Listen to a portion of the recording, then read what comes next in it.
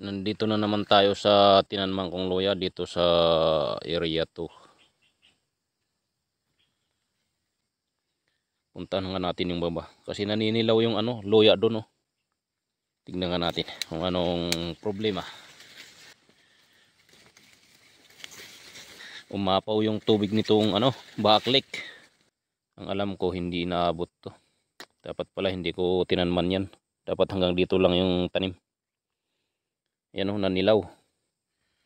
Inabot ng tubig nitong backlick.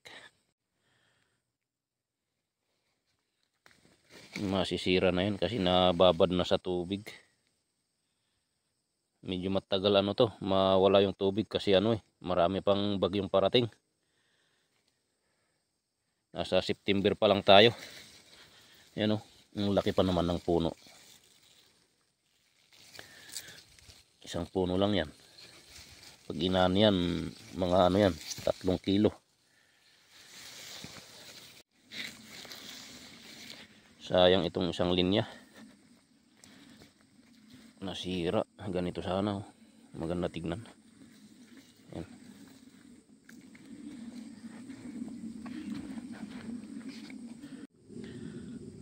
Yan yung pagkakaiba niya.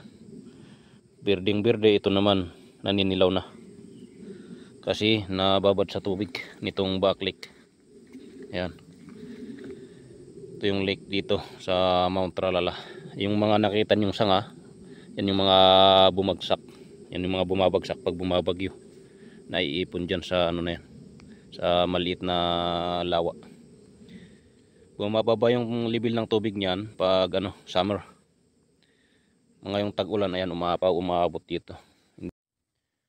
Akala ko kasi dyan lang sa baba yung niya, pero naabot pala to. Umaabot dyan nung kalakasan ng ulan.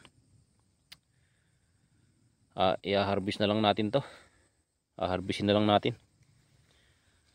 Baka mamaya magkus pa yan ng lusaw o yung nabubulok, tapos idamay itong nasa taas. Yung mga ganitong normal yan, mga uod lang yan, o kaya yung mga nabali-bali. Uod lang to, yung ganyan.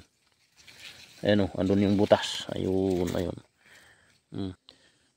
Kung mapapansin nyo, umabot dito yung yung tubig mismo dyan, yan, sa puno nito. Siguro mga 1 linggo na umabot yung tubig dyan, kaya ganyan. Halos 10 araw na hindi tayo nakaakyat dito sa Mount Tralala. Kailangan natin bunutin lahat yan para hindi madama itong nasa taas. Baka madamay niya to, sayang.